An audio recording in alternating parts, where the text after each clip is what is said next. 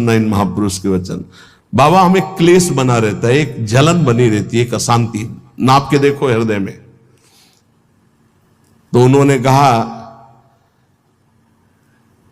कि राम भजन बिनु सुनहु खगेसा, मिटहि न जीवन केर कलेशा।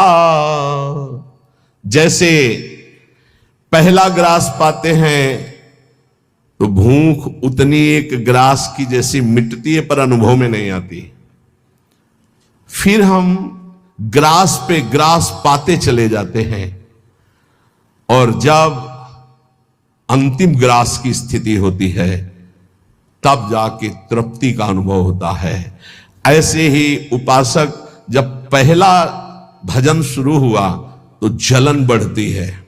ध्यान देना, अगर उसी समय एक कवल पवा करके रोक दिया जाए तो उसको कोई तृप्ति नहीं होगी और परेशानी ऊपर से चित्त में हो जाएगी कि नहीं पा रहा था तो अच्छा था, अब पा रहा था तो भर पेट पाना। ऐसे ही अभी तक भजन नहीं करके विषयों में डूबे थे तो भूले हुए थे, लेकिन अब भजन शुरू किया तो अब जलन शुरू होगी। इतना नाम जप करो कि पेट भर जाए, तब जाके स्वाद आएगा। जिस दिन से भजन शुरू किया उस दिन से भव रोग नष्ट होना प्रारंभ हो गया।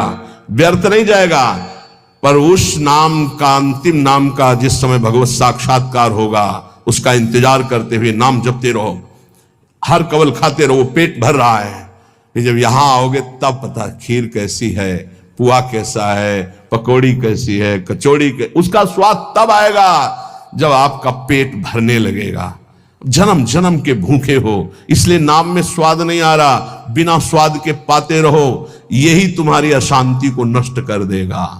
राम भजन बिनु सुनो खगेसा, मिटहि न जीवन केर कले। एक एक श्वास में जो तुम नाम जप कर रहे हो, मानो एक एक ग्रास भोजन कर रहे हो, वो तुष्टि पुष्टि क्षुधा निवृत्ति होती चली जाएगी, पर पता चलेगा तब जब आप पेट भर जाएगा। ऐसे ही जब भजन एकत्रित हो जाएगा तो संसार से वैराग्य स्वरूप का बोध और भगवान से प्रेम तीनों हो जाएंगे, तभी पूरी जलन मिटेगी, जब भगवत साक्षात्कार होगा। महाराज जी तो अब हमको एक साधन बता दो जिससे हमें पूरी की पूरी सब बातें भूल कर केवल एक में लग जाए, हमारा काम बन जाए।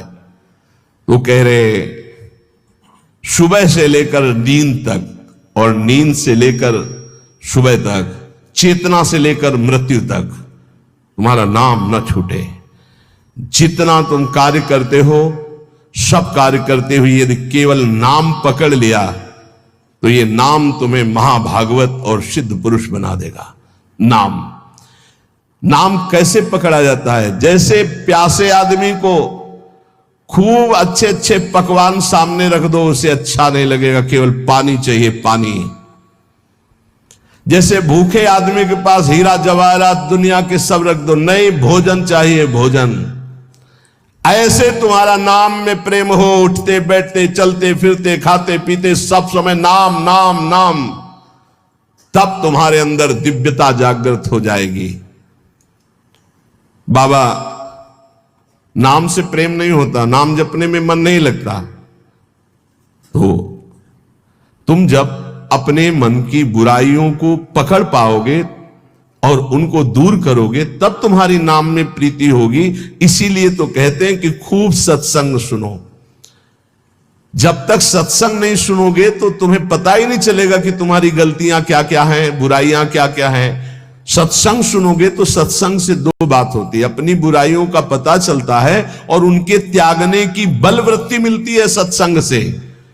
भक्ति स्वतंत्र सकल गुण खानी, बिनु सत्संग ना पावई प्राणी।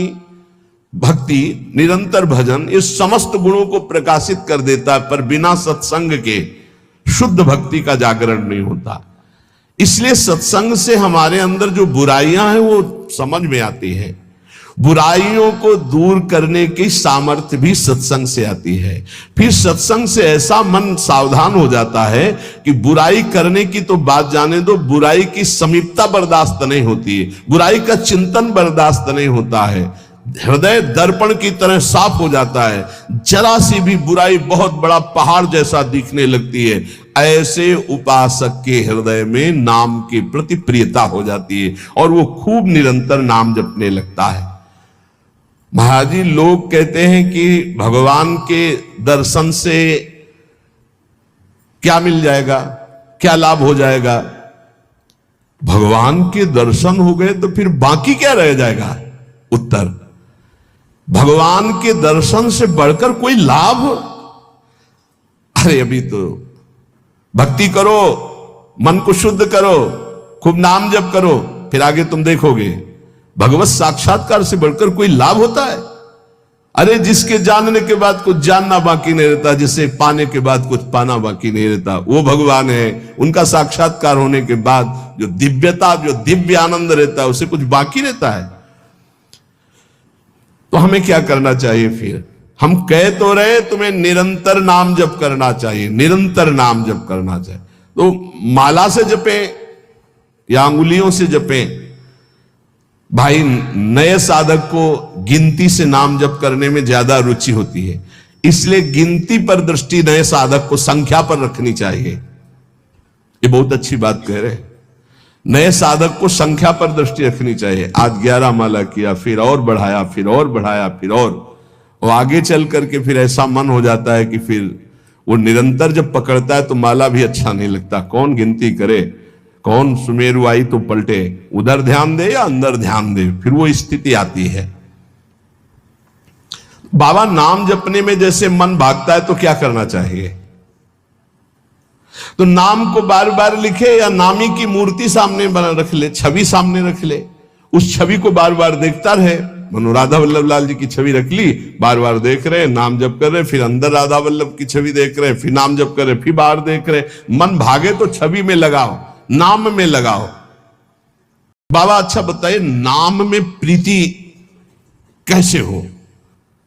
शरीर पवित्र रखो, वस्त्र पवित्र रखो, भोजन पवित्र रखो, संग पवित्र रखो, तो विचार पवित्र होंगे। विचार पवित्र होगा तो फिर यह समझ में आ जाएगा कि नाम के बराबर कोई साधना नहीं है, नाम जपने के बराबर कोई साधना नहीं। जो नाम जप करता है उसके लौकिक और पारलौकिक सारी कामनाएं पूर्ण हो जाती है और उसको मोक्ष पदवी मिल जाती है। यदि मोक्ष नहीं चाहता तो उसे प्रेम प्राप्त हो जाता है। देखो, जैसे सूर्य नारायण उदय होते ही अंधकार नष्ट हो जाता है, ऐसे नाम का प्रकाश होते ही अज्ञान अंधकार नष्ट हो जाता है। पर ये उन्हीं का होता है जिनकी पवित्र दिनचर्या होती है। शरीर पवित्र रखो, वस्त्र पवित्र रखो, भोजन पवित्र रखो, विचार, आपके विचार अगर गंदे हैं तो फिर नाम कैसे चलेगा अंदर। विचार पवित्र रखो। देखो, हम तो कहते हैं जब प्रातः काल उठो तो खूब